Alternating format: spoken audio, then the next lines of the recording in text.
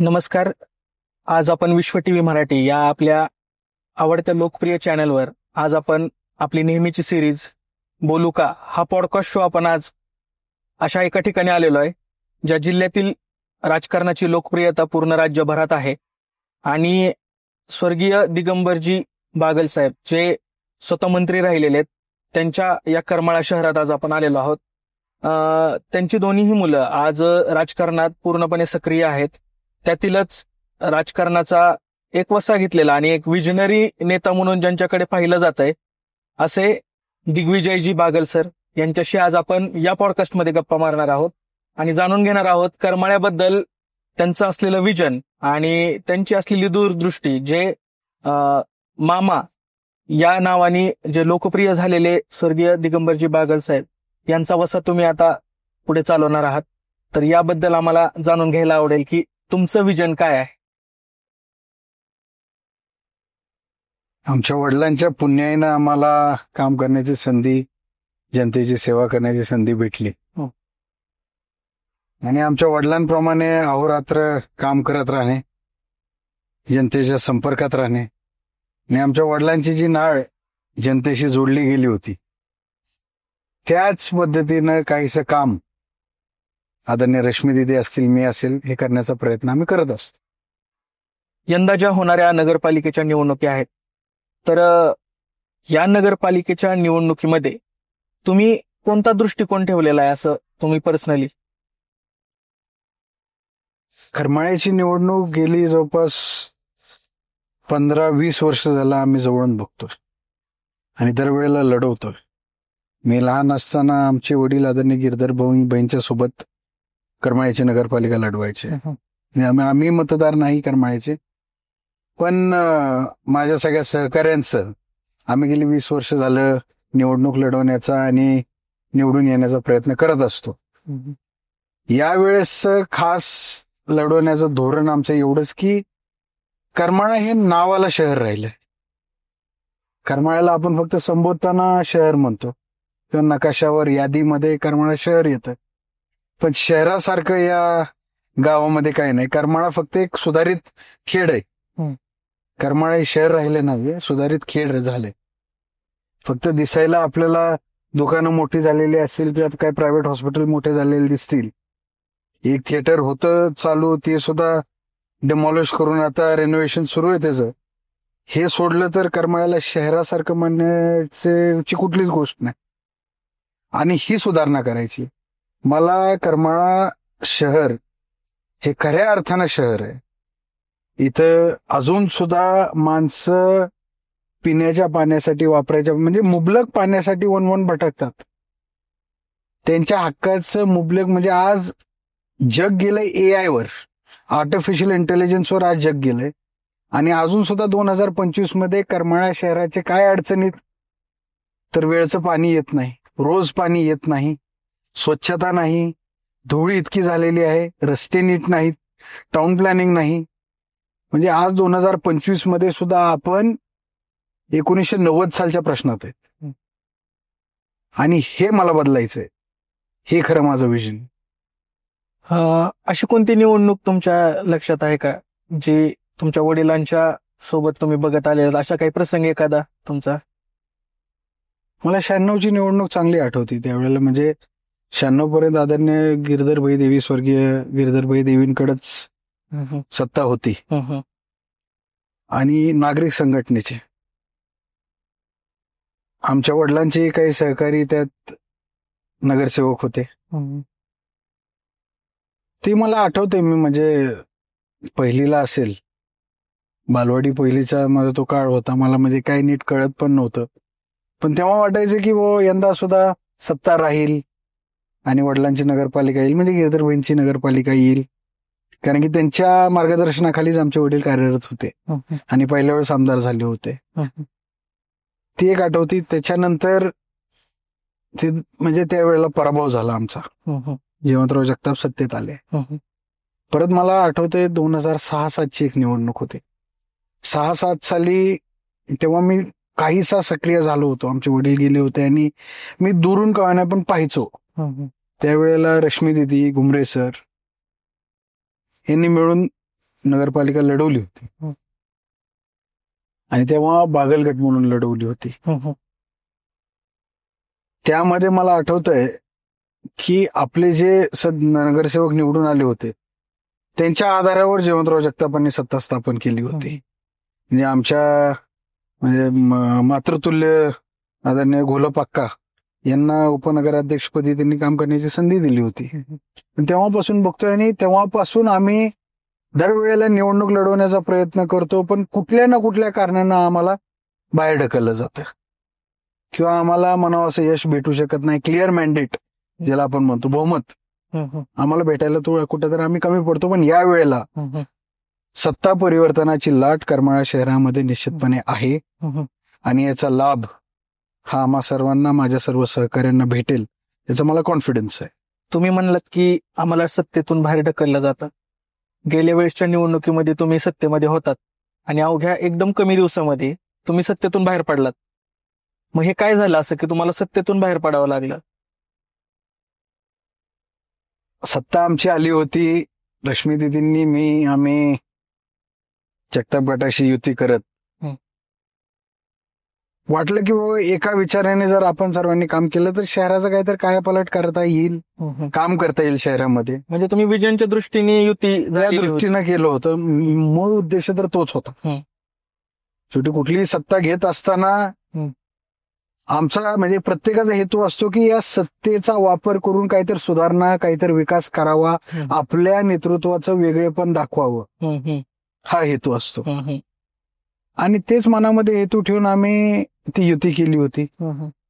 750 मतांनी त्यांच्या चिरंजीवाचा विजय झाला. नगराध्यक्षपदी ते विराजमान झाले. तेव्हा असं ठरलं होतं की 17ची बॉडी होती.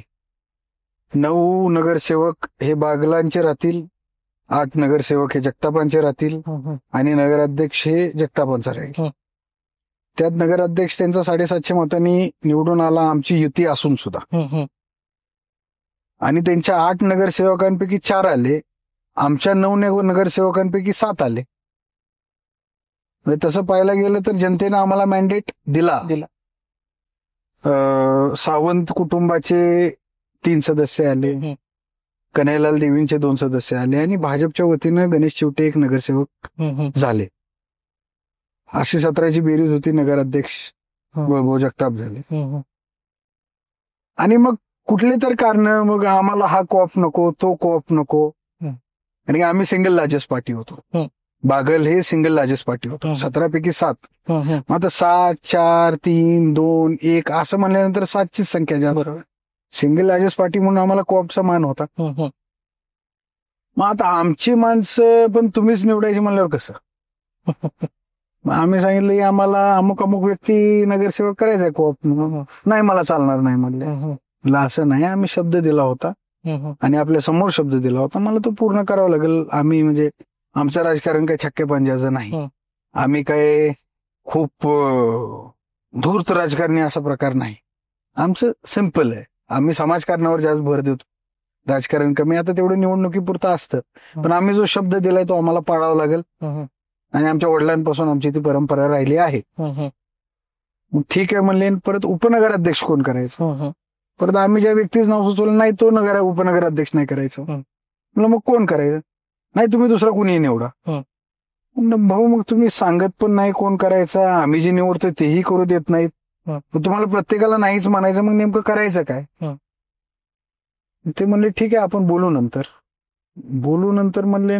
संध्याकाळी मला कळालं की सत्ता गेली, कारण की मी तिथून बाहेर पडत असताना मार्केट कमिटीमध्ये नेमकं नगराध्यक्षवर पायरीच चढत होते. त्या अजून सुद्धा गुलालाचा रंग त्यांच्या डोक्यात दिसत होता. ती धुतल्यानंतर सुद्धा जी लालसरपणा राहतो ते अजून तो निघाला नव्हता तोपर्यंत युती तोडली होती यांनी 4थ्या दिवशी. युती तोडल्यानंतर पहिला तुमच्या मनात प्रश्न काय आला की ही म्हणजे तुम्हाला कितपत त्याचं दुःख किंवा त्याबद्दल तुमच्या ज्या ठरलेल्या विजन्स होते किंवा तुमच्या ठरलेल्या ज्या गोष्टी होत्या त्याबद्दल तुम्हाला त्या क्षणी काय वाटलं होतं? वाईट वाटलं की प्रामाणिक काम करून सुद्धा. आणि अहो म्हणजे रश्मी दिदी असतील, मी असेल, आमचे सगळे सहकारी, आम्ही वन भटकून म्हणजे प्रत्येकाच्या दारात जाऊन प्रत्येकाला विनंतीपूर्वक नमस्कार करून पाया पडून हं. मतदान मागितलं होतं हं, हं, आणि जनतेने कौल दिला होता. हं, हं. पण काही राजकीय घडामोडींमुळे आज आपल्या हातातून ही संधी गेली. हं. विजनपेक्षा काम करण्याची संधी हुकली. हं, हं. ह्याचं वाईट वाटलं. पण चलो, इट्स पॉलिटिक्स. पण जुळवण्याचा प्रयत्न झाला. नाही, कसं जुळवणार? हं. आम्ही म्हणजे कोण फोडाफोडी काय फोडाफोडी तसं त्याला आम्ही करत नाही. हं, हं. नाही ना, नाही, ठीक आहे, चला जनतेतून घेऊ परत. हं, हं. मला कॉन्फिडन्स होता. हं, हं. हे कॉन्फिडन्स मला वाटलं होतं की 22ला होईल, पण चलो लांबलं, 25ला झालं. हं, हं. 25ला घेऊ, जनतेतून घेऊ. म्हणजे तुम्हाला विरोधी पक्ष तुम्ही स्वीकारला, तुम्हाला विरोधी पक्षात राहायला करावा लागला. करावा लागला. तर त्यावेळेस तुम्हाला काय, म्हणजे तुम्ही विरोधी पक्ष म्हणून मग काय काम केलं नंतर तुम्ही? वेळोवेळी जे जे प्रश्न आम्हाला महत्वाचे वाटले हं, हं. किंवा जिथं कुठं आम्हाला यांचं कामकाज पटलं नाही, हं, हं. तिथं आम्ही विरोध दर्शवण्याचं काम केलं. म्हणजे माझ्या सर्व नगरसेवकांनी, सहकार्यांनी केलं. जिथं कुठं शक्य झालं आम्ही केलं. हं, हं. एकदा तर मला एक प्रसंग आठवतो. पाणी नियमित येत नव्हतं म्हणून हं, हं. काही पत्रकार सुद्धा होते आणि आमचे नगरसेवक होते. हं, हं. ते गेले आणि नगरपालिकेमध्ये म्हणायला लागले की आम्ही इथं ठिय्या आंदोलन करू, आम्ही इथंच बसून राहू. हं, हं. मला वाटतं वीणा पवार मॅडम तेव्हा सीओ होत्या, हं, हं. नगराध्यक्ष वैभव जगताप होते. हं, हं. आता आमच्या ह्या आंदोलनाला थोडासा प्रतिसाद वाढताना दिसला, काही माणसं येताना काय, हं. तर तिथून मॅडम निघून गेल्या. हं, हं. निघून गेल्यानंतर आम्हाला कळालं की आमच्या माणसांवरच केस झाली. हं, हं. 353 केली गेली. हं, हं. म्हणजे शासकीय कामकाजात अडथळा. हं, हं. आणि त्यात असं सांगितली टाळं ठोकलं यांनी नगरपालिकेला, हं. जे नव्हतं. म्हणजे काम करताना सुद्धा तुम्ही करू देत नाहीत, मागणी करून विरोध करताना सुद्धा तुम्ही आमचं ऐकून घेत नाहीत. अजून सुद्धा माझे ते नगरसेवक, काही पत्रकार दर महिन्याला बार्शीला कोर्टात त्यांना हजेरी लावावी लागते. आता ह्या गोष्टीला होऊन गेले 7-8 वर्ष.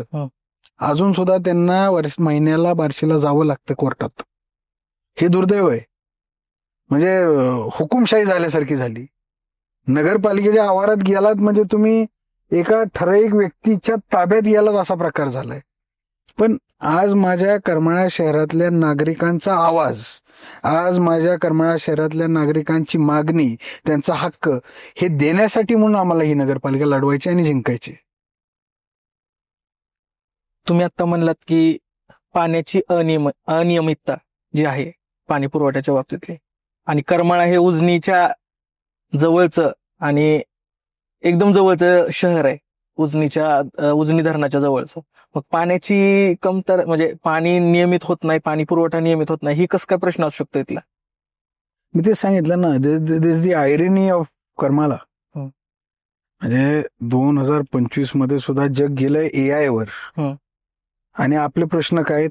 म्हणजे बरेच शहर बघा तुम्ही, आज आजूबाजूचं प्रत्येक शहर बघा, मागून भिगवण सारखं खेड सुधारत आहे.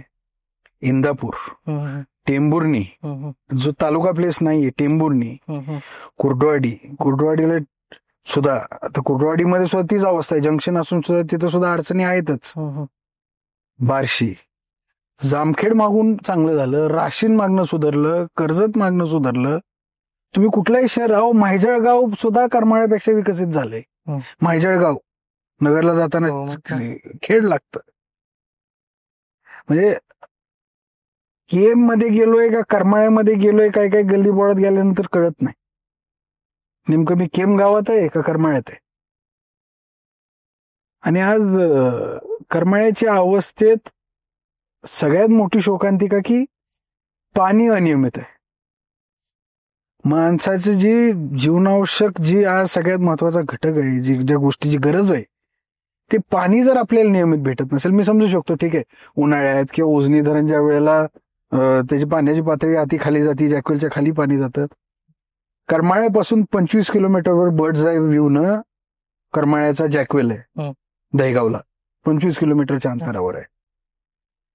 धरण मध्ये ओव्हरफ्लो होत होतं, कितीतरी टीएमसी पाणी खाली गेलं. तशात सुद्धा 4 दिवसाला पाणी पुरवठा करमाळा शहराला होता. बऱ्याच ठिकाणी टँकर सुरू होते.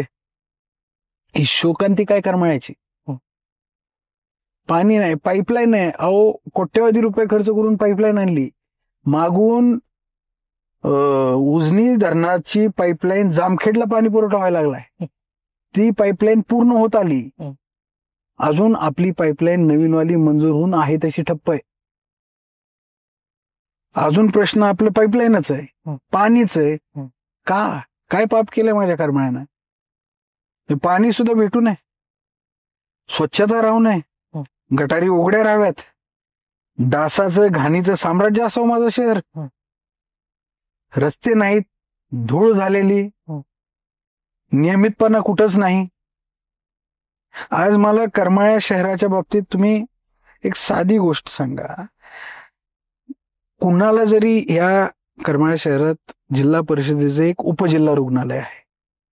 उपजिल्हा रुग्णालय म्हणजे सेकंडरी टू सिव्हिल हॉस्पिटल. करमाळ्याचा पेशंट शहरातला असो किंवा ग्रामीणचा असो, तो त्या कॉटेजलाच जातो. आपण एका नगरपालिकेत, नगर परिषदेत आहे, क वर्गाची का असताना आपण नगर परिषद आहे.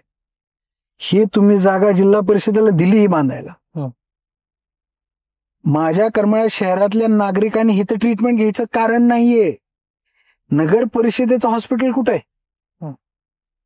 नगरपालिकेची, नगर परिषदेची मूलभूत सुविधा आहे आरोग्य. तुमच्या आरोग्याचं व्यवस्थापन काय आहे? तुमचं हॉस्पिटल कुठं आहे? नगर परिषदेचं. नागरिकांनी सुद्धा जिल्हा रुग्णालयातच जायचं. जिल्हा परिषद वेगळं आहे, वेगळी यंत्रणा आहे, ग्रामीणची यंत्रणा आहे, शहराची यंत्रणा वेगळी. मग शहराचं हॉस्पिटल कुठं आहे? नेमकं काय, स्टाफ कसा आहे तुमचा, कुठं कार्यान्वित आहात, काय सुविधा देताय, काय जनजागृती करताय, कसं आरोग्याची सुविधा तुम्ही माणसांना पुरवताय, ह्याचा कोण लेखाजोखा आढावा देणार आम्हाला?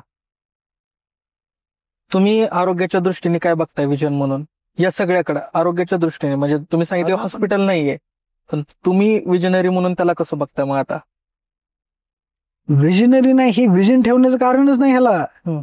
हा मूलभूत सुविधेला विजन कशाच ठेवायचंय? विजन काय आहे? एखादं चांगलं क्लब हाऊस व्हावं, टाउन हॉल चांगलं व्हावं, गार्डन चांगलं व्हावं, सुरुवातीतून नाही. दिस इज विजन. पण विजन कशाचं आहे? तर पाण्याचं. विजन कशाचं आहे? तर रस्त्याचं. विजन काय? तर स्वच्छता. आधी गाडगे बाबांचं मी पाहिलं नाही, पण जे ऐकून आहे, जे वाचलंय मी, त्यांनी जे स्वच्छतेचं जे महत्व पटवून दिलंय संपूर्ण भारत देशाला, माझ्या करमाळ्याच्या नगर परिषदेला अजून त्याचं महत्व पटलं नाहीये. आणि दिस इज विजन. मला ही शोकांतिक आहे की स्वच्छता, पाणी, रस्ते तुम्हाला विजन वाटते? विजन काय पाहिजे? अरे माझ्या करमाळ्यामध्ये एक सुसज्ज क्लब हाऊस असावं, चांगली स्विमिंग पूलची व्यवस्था असावी, टेनिस कोर्ट असावा, बास्केटबॉल कोर्ट असावा, क्रिकेट, फुटबॉल ग्राउंड असावं, फॅमिलीला कुठेतरी गेट टुगेदर करण्यासाठी एक बँक्वेट असावा. आणि शासन द्यायला तयार आहे ना. तुम्ही पाठपुरावा करण्याचं काम आहे. हे तुम्ही का करत नाहीत? हे झालं विजन. माझ्या इथं असलेल्या महिलांना लघु उद्योगासाठी नगरपालिकेने मदत करावी, हे विजन आहे. त्यांना लघु उद्योग कुठेतरी सेटअप करून द्यावं, त्यांना त्यांचं उत्पन्न घेता यावं असं व्हावं. युवकांच्या हाताला काम भेटण्यासाठी तुम्ही व्यापारी संकुल उभा राहा, तुम्ही वेगवेगळे उपाययोजना राबवा. पण तुमचं काय ते टेंडर काढा, टेंडरमध्ये रोजंदारीवर पोरं लावा, आणि हे तुमचं विजन. आणि शोकांतिक आहे. पाणी विजन आहे, रस्ता विजन आहे. हे आउटडेटेड आहे तो प्रश्न सगळे. म्हणजे मूलभूत सुविधाच आहे. अजून आपण विजनकडे गेलोच नाही. विजनकडे गेलोच नाहीये. म्हणजे गेलोच नाही. विषय तो मूलभूत सुविधांमध्ये, मूलभूत सुविधेतच आहे आपण अजून. ग्रामपंचायतीत आहे आपण, फक्त ती ग्रामपंचायत मोठी आहे आणि नगर परिषदेचा त्याला आकार आहे बस. लोकसंख्येनं वाढलंय. करमाळा शहरात प्लॉटिंगचे रेट सोडलं तर दुसरं काही वाढलेलं नाही. करमाळ्यात येत असताना, आता तुम्ही येत होते इथं, तुम्हाला वाटलं का शहरात आल्यासारखं? मीच तुम्हाला विचारतो, दिस इज अ पॉडकास्ट. तुम्हाला वाटलं शहरात आल्यासारखं? नाही. You answered it. तुम्ही उत्तर दिलं.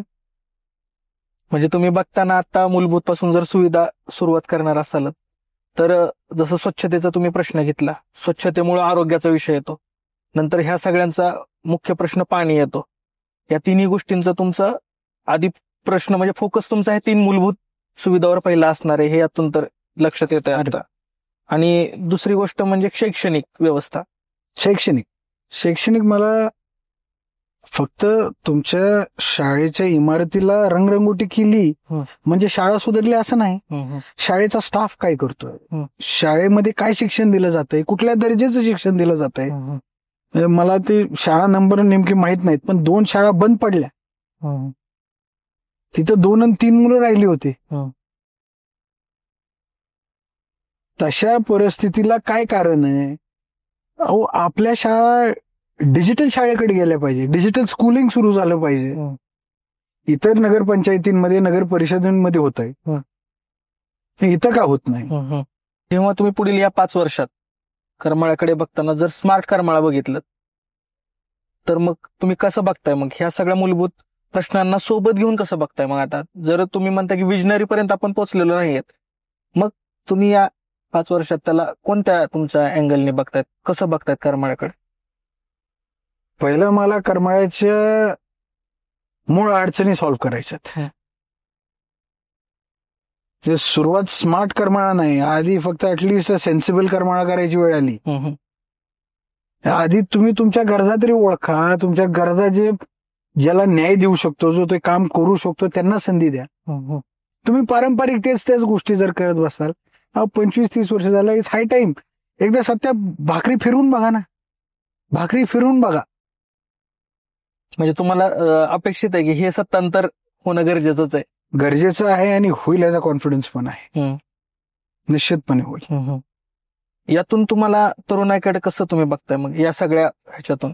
या तरुणांकडनं मला विशेष आशा आहे, कारण की आजचा तरुण म्हणजे माझी पिढी ही विचार करणारी, आज काम कोण करू शकतं, कुणाचं काम कसं आहे, आजच्या आपल्या अडचणी काय आहेत, त्याच्यावर मात कोण करू शकतं, सरकारमध्ये कोण कोण माणसं आहेत, याला अनुसरून युवक विशेष करून आम्हाला निवडून देतील. आणि ज्येष्ठांचा आशीर्वाद तर राहीलच, महिला माता भगिनींचा राहील, पण यात सगळ्यात महत्वाची भूमिका ही माझ्या युवा सहकाऱ्यांची राहील. जेव्हा ह्या सगळ्या प्रश्नांचा आढावा आम्ही घेत असताना शहरातल्या काही लोकांशी चर्चा केली, तर त्यावेळेस घरकुलाचा लाभ किंवा या इतर या प्रश्नांबद्दल थोडीशी चर्चा झाली. तर नेमकं काय आहे, घरकुलाचा लाभ मिळत नाहीये लोकांना? ज्यांना जागा उपलब्ध आहेत तिथे घरकुलाचा लाभ भेटण्याला काय अडचण नाही. ते काय आता ऑनलाईन प्रक्रिया सुरू झालेली आहे. पण करमाळ्यामध्ये ही एक अडचण मला प्रामुख्याने जाणवती. अजून सुद्धा करमाळ्यामध्ये बरेचसे झोपडपट्टी भाग आहेत, स्लम्स आहेत, आणि स्लम रिहॅबिलिटेशनचा 2018 साली एक निर्णय झाला होता की जे आतापर्यंतचे म्हणजे ठराविक विशिष्ट कालावधीपर्यंतचे जे झोपडपट्टी होते, मला वाटतं 2011 का काही असं साल घातलं होतं त्यांनी, तोपर्यंतचे सर्व झोपडपट्टी हे तुम्ही काय म्हणजे नियमित करा, त्यांना लँड अलॉट करा, हे SRAचा निर्णय होता तो. आणि त्यांच्या नावावरती जमीन त्यांच्या घराची झाल्याच्या नंतर त्यांना घरकुलाचा लाभ द्या. पण अजून करमाळ्यामध्ये हे का अवलंबलं गेलं नाहीये मला प्रश्नच आहे. पण हे झालं पाहिजे. आणि तो एक माझा प्रश्न म्हणजे मुद्दा असेल अजेंडावर, की जे आतापर्यंतचे झोपडपट्टी भाग आहेत तिथं आपण जमिनी त्यांच्या नावावर करून कार्यान्वित करून हा नियम हे अंमलात आणून त्यांना घरकुलाचा लाभ आपण प्रत्येकाला देण्याचं काम करू. जेव्हा निवडणुकीचे बिगुल वाचतं तेव्हा वचननामा हा सगळ्यांचा असतो, आणि वचननाम्यामध्ये तुमचा महत्वाचा प्रश्न कोणता आहे वचननाम्यामध्ये, जो तुम्ही सॉल्व्ह करणार आहे? मला वचननाम्यामध्ये सगळ्यात महत्वाचा मुद्दा जो घ्यायचा आहे, तो पहिला मुद्दा असेल आणि त्याच्यावर विशेष लक्ष मी केंद्रित करेल, ते असणार आहे शहराची हद्दवाढ. शहराची हद्दवाढ मला करायची. कारण की मी सांगत होतो करमाळा हे मोठं खेडच झालंय. आमच्या ग्रामीण भागामध्ये बरीचशी गावं आज बऱ्यापैकी मोकळे झालेत. का झालेत? आधी सकाळ सगळी गावात राहायची, कारण की शेताकड वाडी वस्तीवर लाईटीची सुविधा नव्हती, पाण्याची नव्हती. आता माणसं बाहेर गेलेत, बाहेर माणसांना हिथल्या घाणीत राहणं आणि इथं पाण्याच्या अडचणी लाईटीच्या अडचणी बघण्यापेक्षा बाहेर जाऊन निदान सुखाचं जीवन जगत कुठंतरी एखादा अर्धा गुंठ्याचा प्लॉट घेतला आणि तिथं आपली ती पाणी वीज ही तर चालू आहेच, पण निदान सुखानं तर राहता येईल, रोगराईच्या बाहेर तर आपण राहू. अशा प्रकारे करमाळा शहर मोकळं व्हायला लागलंय. करमाळा शहरात तुम्ही बघा, आज साठेनगर मधली आलाटांचा परिवार आहे, तो राहतोय नेवाळलीच्या हद्दीत, म्हणजे आमच्या पेट्रोल पंपाच्या पलीकड. बेग म्हणून आहेत, माझा मित्रच आहे, ते आहेत मूळचे मोहल्ल्यातले, ते राहत आहेत रोषेवाडीच्या हद्दीत. सावंत गल्लीमध्ये राहणारे उरमुडे म्हणून होते, तो परिवार राहतोय पोथऱ्याच्या हद्दीत. आणि करमाळा शहरातली माणसं आज बाहेर चाललीत राहायला. का तर करमाळ्यामध्ये घाणीत राहण्यापेक्षा, धुळीत राहण्यापेक्षा, पिण्याच्या पाण्यासाठी तीच रोजच्या रोज मारमार करण्यापेक्षा तुम्ही बाहेर जाऊ आपण. ह्याच्यामुळे हे जे बाहेर माणसं गेलेली ह्यांना सुद्धा सुविधा नगरपालिकेच्या भेटल्या पाहिजेत. शहर तर सुधारायचं आहेच, पण जे आज बाहेर गेलेत त्यांची सुद्धा काळजी घेतली पाहिजे. हद्दवाढ करा. ह्याच्यामध्ये सगळ्यात महत्वाचं काय होईल, करमाळा नगर परिषदेचं उत्पन्न वाढेल, आणि ते उत्पन्न वाढल्याच्या नंतर योग्य ठिकाणी तो पैसा खर्च करता येईल, गरजेच्या ठिकाणी तो पैसा खर्च करता येईल आणि विकास साधता येईल. त्यामुळे हद्दवाढ करणार आहे आम्ही करमाळा शहराची. तुम्ही हद्दवाढीचा जो आता विषय सांगितला त्याच्यावरनं तर लक्षात येत आहे की तुमच्या वचननाम्यामध्ये म्हणजे बऱ्याचशा गोष्टी दिसत आहेत की ज्या शहराच्या प्रलंबित गोष्टी आहेत त्या तुम्ही पूर्ण करण्याचं तर वचनच दिसतंय याच्यामध्ये, असं वाटतंय.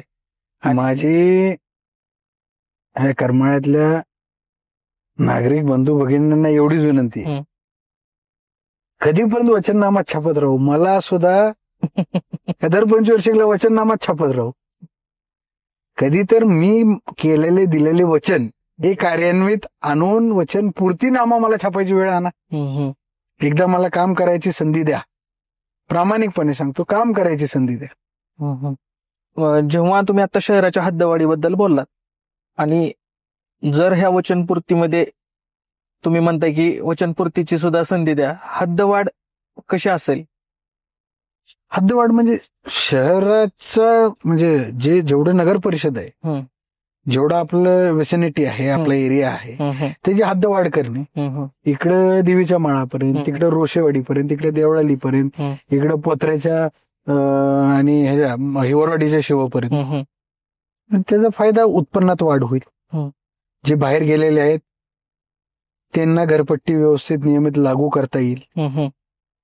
उत्पन्नाची वाढ म्हणण्यापेक्षा जे बाहेर आहेत त्यांच्यापर्यंत सुद्धा सुविधा पोहोचवता येतील. आज डांबरावर डांबर टाकत बसण्यापेक्षा त्यांच्यापर्यंत सुद्धा रस्ते जाऊ द्या ना.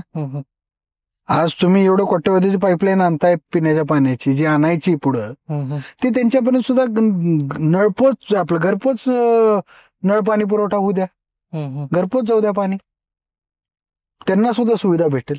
आणि ते सुद्धा ह्या करमाळा शहराचा भाग आहेत ही त्यांना तरी जाणीव होऊ दे. बाहेर गेले तर त्यांची झाली अवस्था अशी, ना घरका ना घाटका. ज्या हद्दीत राहतायत तिथली ग्रामपंचायत म्हणते तुम्ही नगरपालिकेचे, आणि नगरपालिकेचे जे हक्क सांगायला जातात नगरपालिकेला म्हणतात तुम्ही ग्रामीण भागात राहताय. त्या बिचाऱ्या माणसांनी तरी काय करावं, ही अवस्था झाली आहे करमाळ्याची. आज मामा असते तर ह्या सगळ्या प्रश्नांकडे त्यांनी कसं पाहिलं असतं? कारण त्यांची छबी तुमच्यामध्ये दिसते, बोलताना असेल किंवा तुमची पूर्ण लकब त्यांच्यासारखी. नाही, तर पुण्य आहे आमच्या वडिलांची, रक्तातच आहे. बाप बाप होत आहे. मामा असते तर निश्चितपणे वेगळंच चित्र भेटलं असतं, इथं दिसलं असतं. कदाचित आम्ही इथं नसलो असतो, पण करमाळा तालुक्याचं, करमाळा शहराचं नंदनवन झालेलं दिसलं असतं. कुठे जाणवते ती कमतरता जाणवती. कुटुंब म्हणून तर ती उणीव भरून येऊ शकत नाही, पण या करमाळा तालुक्याच्या नशिबातच ते खूप मोठी पोकळी निर्माण झाली. मामा असते तर वेगळे चित्र असतं. पण ही पोकळी भरून काढण्याची संधी जर तुम्हाला आता मिळते, मग आता मिळेल आणि आशा करतोय हं. की मामांप्रमाणे काम, मामांसारखं तर मी होऊ शकत नाही. हं. तू वडिलाची जागा आणि त्यांची जागा तर घेणं मला शक्य नाही, पण त्यांच्यासारखा तरी निदान काम करण्याचा प्रयत्न मी करू शकतो. या निवडणुकीमधनं तुम्ही कसा संदेश देताय सगळ्यांना, मतदारांना तुम्ही कसा संदेश देताय या निवडणुकीमध्ये? Political agenda. हं. माझी करमाळ्याच्या माझ्या सर्वच सोबत असतील नसतील सगळ्यांनाच विनंती, यंदा आपण बदल घडवू. हं. करमाळा शहराला एक वेगळी कलाटणी देण्यासाठी, करमाळ्याच्या विकासासाठी, करमाळ्याच्या भवितव्यासाठी सगळे आपण आपलं म्हणजे थोडंसं राजकारण बाजूला ठेवून करमाळ्याचा विकास, करमाळ्याचा विचार मनामध्ये ठेवून 2-2 पावलं मागे येऊ आणि माझ्या करमाळ्यासाठी म्हणून काहीतरी काम करायचं म्हणून माझ्या सर्वच सोबती असतील, स्पर्धक असतील, सगळ्यांनाच विनंती, प्रस्थापितांना, सत्ताधाऱ्यांना बाजूला काढून एकदा आपण करमाळ्यामध्ये, करमाळा शहरामध्ये विकास करून दाखवू. या निवडणुकीनंतर जसं तुम्ही म्हणालात की सत्तांतर होणार आहे, आणि हे झाल्यानंतर जसं की महिलांच्या बाबतीतलं एक धोरण, याबद्दल तुम्ही कसं पाहताय? या धोरणाबद्दल तुमचं कसं असेल, म्हणजे तुमचं मत कसं आहे आणि तुम्ही विजन म्हणून त्याला कसं बघताय? महिलांच्या बाबतीत सुद्धा नगर परिषदेच्या माध्यमातून काम करण्यासारखं भरपूर काय आहे. आज महिलांचे बचत गट आहेत, त्याला प्रोत्साहन देता येतं. या बचत गटामध्ये जे आता गरजू महिला आहेत त्यांना लघु उद्योग स्थापन करून देता येतात, त्यांना अर्थसहाय्य करता येतं. वित्त आयोग जो असतो नगर परिषद, त्याच्या थ्रू आपल्याला अर्थसहाय्य करता येतं. त्यातून त्यांना हाताला काम पण उपलब्ध होऊ शकतं, त्यांना उत्पन्नही भेटू शकतं आणि त्यांचा प्रपंच संसार चालू शकतो. हे महिलांसाठी. परत त्यांना वेगवेगळे उपक्रम राबवून जिथं त्यांना ट्रेनिंग्स किंवा त्यांच्यासाठी सेमिनार्स घेऊन त्यांना आपण जेवढी त्यांची सुधारणा त्यांच्या म्हणजे कामकाजामध्ये, त्यांच्या व्यवसायामध्ये जेवढी करता येईल तेवढा प्रयत्न आपण करू. आणि युवकांसाठी सुद्धा काम करण्यासाठी चांगले व्यापारी संकुल उभारता येतील, जेणेकरून युवकांना आपली दुकानं टाकावं लागतील. आज माणसांना अशी परिस्थिती 50-50 लाख कोट रुपये खर्च करून दुकान टाकावं लागतं. स्क्वेअर फुटावरचं दुकान म्हणजे 200-300 स्क्वेअर फीट 50-50 लाख रुपये देऊन घ्यावं लागतं. आणि करमाळ्यामध्ये फक्त प्लॉटिंगचे रेट वाढले, बाकी काय नाही वाढलेलं. आज युवक बाहेर गावी जात आहेत आणि तिथे दुकानं टाकतायत. तर इथं व्यापारी संकुल उभारता येतील, त्यांना काम देता येईल. सारथी सारख्या संस्था आहेत, बार्टी सारख्या संस्था आहेत, यांच्याशी नगर परिषदेने प्रस्ताव देऊन यांच्या मदतीनं वेगळे उपक्रम राबवता येतील, ट्रेनिंग सेंटर्स उभारता येतील, यांना सेमिनार्स देता येतील. UPSC MPSC साठी आपल्याला तिथं सेंटर्स उभा करून, चांगले काय म्हणतो आपण लायब्ररीज उभा करून तिथं आपल्याला वेगळे गेस्ट लेक्चरर आणून ह्या युवकांना सुद्धा, आपल्याला शिक्षण घेणाऱ्या युवकांना सुद्धा चांगलं मार्गदर्शन करता येईल. करमाळा नगर परिषदेपुढे अजून एक चॅलेंज आहे स्वच्छतेच्या बाबतीत. महिला माता भगिनींसाठी किंवा पुरुषांसाठी सुद्धा शौचालयाची सुविधा नाही. शौचालय चांगले उभारले पाहिजे, स्वच्छता ठेवली पाहिजे. नुसतं फिरते शौचालयाच्या नावाखाली 3 गाड्या फिरवल्या तुम्ही, ह्याचा अर्थ त्यांची सुविधा झाली अशी नाही.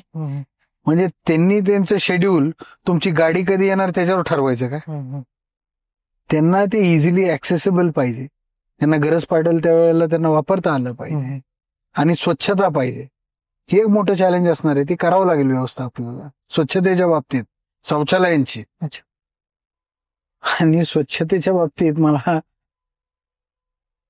स्वच्छता नगर परिषदेने कुठे ठेवली का नाही ही मला माहित नाही, पण नगर परिषदेच्या तिजोरीची निश्चितपणे स्वच्छता सत्ताधाऱ्यांनी केली. आज तिजोरीत काय राहिलं नाही. ह्या सगळ्या गोष्टी बोलताना अजून असाच एक माझ्या मनात एक प्रश्न येतोय की गेली 25 वर्ष तुमचे विरोधक सत्ता टिकून आहेत. मग प्रश्न तर एवढे मोठे तुम्ही सांगितले जातात की इतके प्रश्न प्रलंबित आहेत, तरीही त्यांची सत्ता टिकून आहे. हा, टिकून म्हणजे कधी आमच्या हाताला धरायचं, कधी कनुबाईच्या हाताला धरायचं, कधी सावताच्या हाताला धरायचं, असंच टिकलेत ते. स्वबळावर कधी त्यांनी क्लिअर मॅन्डेट घेतलंय? कधी त्यांची कुठल्या साली आली ती सत्ता? विचार करा. आणि त्यांच्या राजकारणाची पद्धत वेगळी आहे. व्यापारी माणसांना ज्यांना आता त्यांना काय करायचंय, म्हणजे त्यांचा काय राजकारणाचा काय संबंध नसतो. त्यांना आपला बिझनेस भला, आपण भला, आपली दुकानदारी, 4 पैसे कमवायचे, आपला परिवार सुखी, आपण सुखी, कोणाच्या फांद्यात पडायला नको. अशा माणसांना तुझं दुकान काढतो, तुझं प्लॉट काढतो असं म्हणून दमदाटी करायची, आणि ह्या माणसांना विटीस धरून ह्यांची मतं घ्यायची. मग काय काय माणसांना इच्छा नसताना सुद्धा मतदान करावं लागतं यांना. पण ही बस झालं. आता ही कधीपर्यंत, आता पुट्टे मागे गेल्यानंतर कुणी कुणाला मत देतं ही कळत नाही. तुम्ही तुमच्या मनाने आणि चांगला निर्णय घेऊन मतदान करा, योग्य निर्णय घेऊन, काहीतरी बदल घडवायचा म्हणून निर्णय घ्या. ह्या सगळ्या राजकीय धकाधकीच्या जीवनामध्ये तुम्ही स्वतःला कसं एवढं म्हणजे फ्रेश करता, किंवा तुम्ही हेल्दी कसं राहता? जिमची आवड आहे, जिम करतो. एक आहे मला जिम, मला बाकी व्यसन नाही, मला व्यायामाचं व्यसन आहे.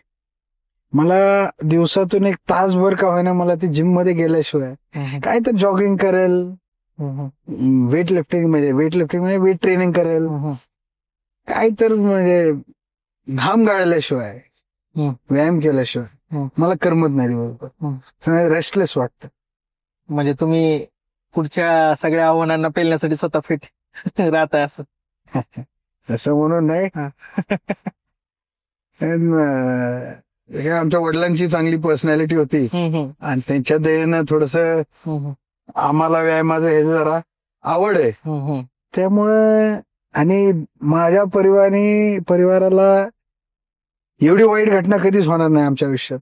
दिदीच्या, माझ्या, मम्मीच्या आयुष्यातलं आम्ही सगळ्यात वाईट जे होऊ शकतं ना, हे बघितलं आम्ही. म्हणजे वडील गेले, ह्याच्यापेक्षा जास्त वाईट आमचं काहीच होऊ शकत नाही. आणि सगळ्यात वाईट क्षण आयुष्यातला तुम्ही बघितल्याच्या नंतर ते काय थोडस स्वतःला टफ व्हावंच लागतं. त्यामुळे हे काय फिटनेस पुढं ह्याच्यासाठी करायचं आणि त्याच्यासाठी I don't care about that. फक्त एवढंच की आवड आहे म्हणून मी करतो. म्हणजे तरुणांमध्ये तुम्हाला प्रिन्स या नावाने पण ओळखलं जातं, तर तुम्ही कसं लोकप्रियता टिकण्यामागे? प्रिन्स हे माझ्या आईनं दिलेलं नाव आहे मला लहानपणापासून. असं म्हणजे माणसांनी येणे असं नाही. माझं टोपण नाव प्रिन्स होतं.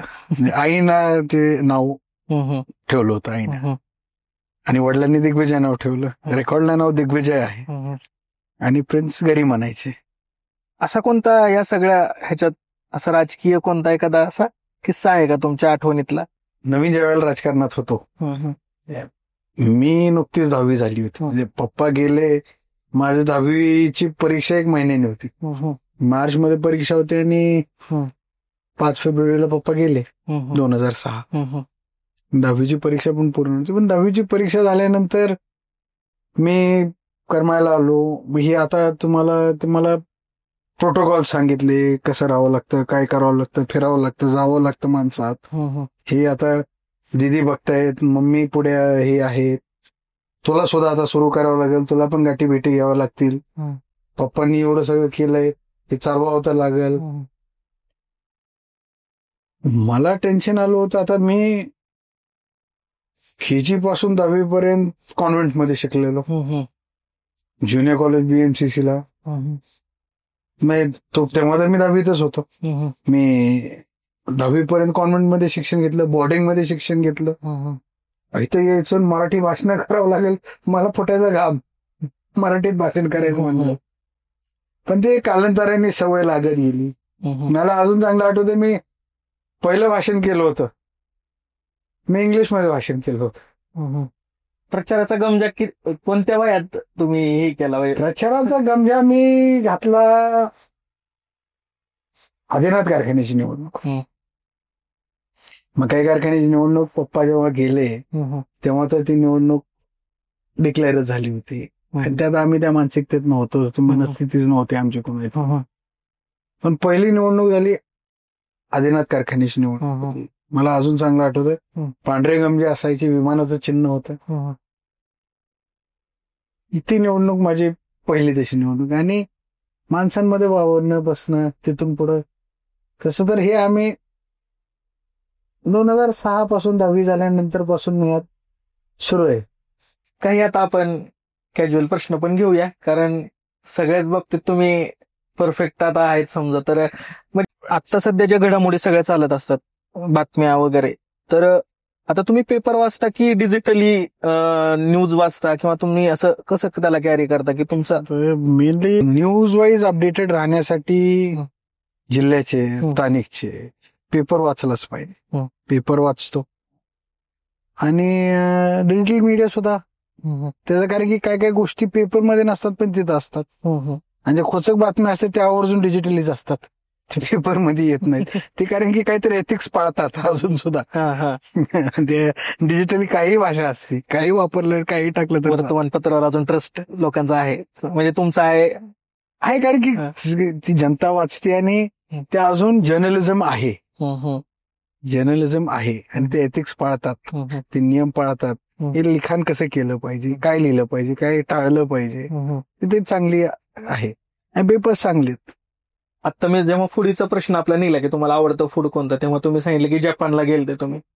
कसं आहे जपान, म्हणजे तुम्ही थेट जपान पाहिलंय आता. खरी माणसाने जाऊन जपानला. पण कशी आहे भरभराट चांगले नाही, तुम्हाला प्रसिद्ध देश आहे. तिथं गेल्यानंतर म्हणजे हेवा वाटतो की माझा देश सुद्धा असा व्हावा, आणि निश्चितपणे भारत देश माझा तसा होणार. निश्चित उद्या वेळ लागेल पण आपण त्या दिशेनं वाटचाल करतोय. भारत निश्चितपणे जपानलाही ओव्हरटेक, आता आर्थिकदृष्ट्या ओव्हरटेक केलंय, पुढं डेव्हलपमेंट मध्ये सुद्धा ओव्हरटेक करेल हे मला खात्री वाटते. तुम्ही कॅज्युअली आता उत्तर देऊ शकता. मी काही प्रश्न विचारतो. आवडता नेता तुमचा कोण आहे महाराष्ट्रातला आणि देशातला? असे 2 नेते मला सांग. महाराष्ट्रातले एकनाथराव शिंदे साहेब. आणि त्या माणसाची मला म्हणजे मी फॅनच आहे त्या माणसाचं. देशामध्ये मोदीजी आयडल आहे. देशाचं नेतृत्व करतायत आणि देशाची प्रगती झाली त्यांच्या नेतृत्वात.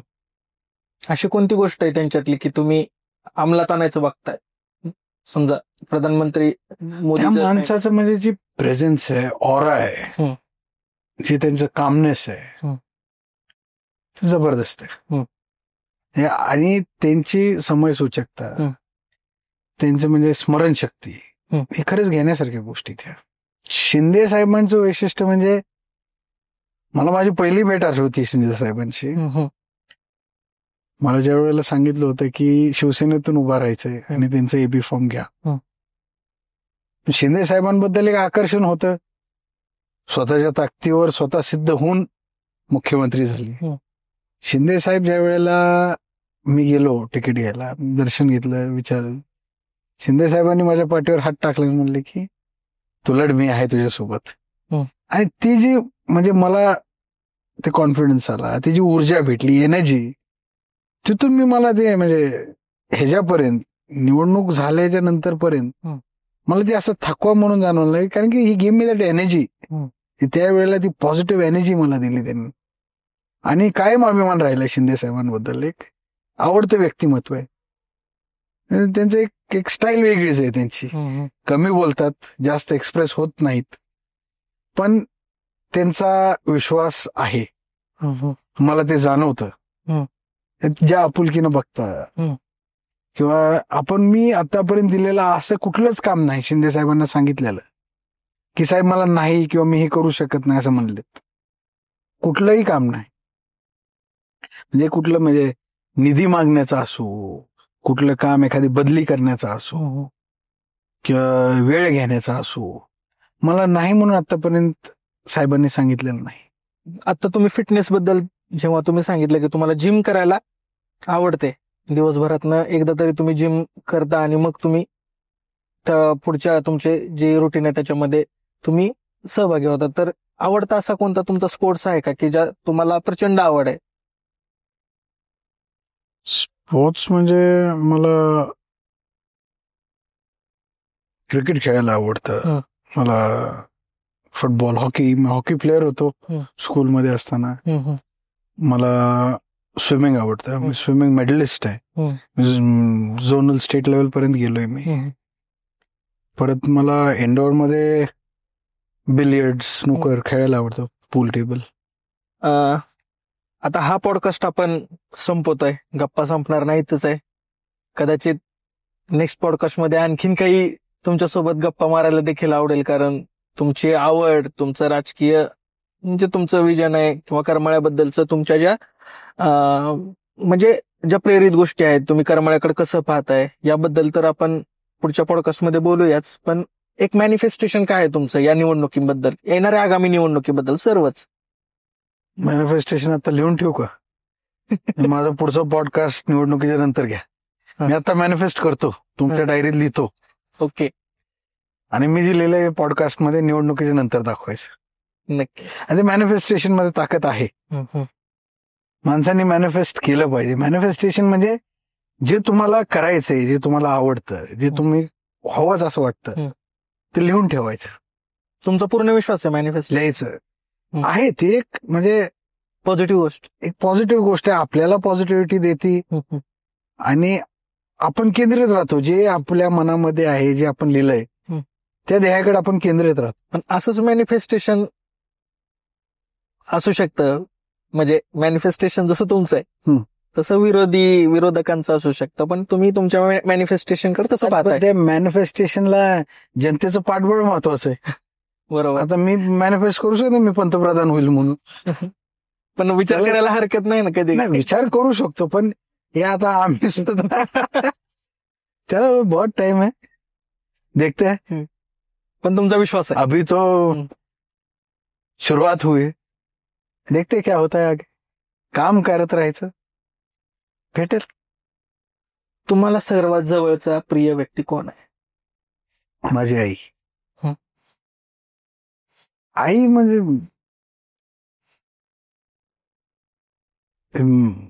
जिथं आईचा विषय येतो तिथं मी सेन्सिटिव्ह आहे. मी खूप माझं आई माझं सगळं आहे. आणि बहीण आहे. दिदी म्हणजे मला वडिलाच्या ठिकाणी. ती माझी बहीण नाही, ती माझा बाप आहे. रश्मी बागल माझा खूप मोठा आधार आहे. आणि नंतर माय बेटर हाफ म्हणजे बेस्ट हाफ, आमच्या सौभाग्यवती तेही आहेत. आज आपला जो पॉडकास्ट आहे तो दिग्विजय बागल यांच्यासोबत आज आपला हा पॉडकास्ट इथे झालेला आहे. आणि करमाळ्याकडे बघण्याचा त्यांचा जो व्ह्यू आहे तो आज आपण या पॉडकास्ट मधनं जाणून घेतलेला आहे. तर राजकारण हा फक्त सत्तेचा खेळ नाहीये, तर ती एक काम करण्याचं माध्यम, काम करण्याचं नक्कीच माध्यम आहे, हे यातून दिसतंय की. आणि तुम्ही तो आता मांडला आमच्यासोबत हा बोलताना. तुम्ही तुमच्या काही गोष्टी शेअर केल्या, काही गोष्टी खूप इंटरेस्टिंग आहेत, म्हणजे तुम्ही ज्या सांगतायत त्या खूप बदल घडवणाऱ्या गोष्टी आहेत ज्या आम्ही आता ऐकल्या. तर नक्कीच तुमच्याशी बोलून खूप बरं वाटलं. म्हणजे हा पॉडकास्ट खूप चांगला झाला असं मी म्हणतोय. आणि नक्कीच पुढच्या एपिसोडला आपण असंच भेटूया. आणि हा पॉडकास्ट आता इथे संपला असं मी जाहीर करतो. थँक्यू. धन्यवाद सर. ओके.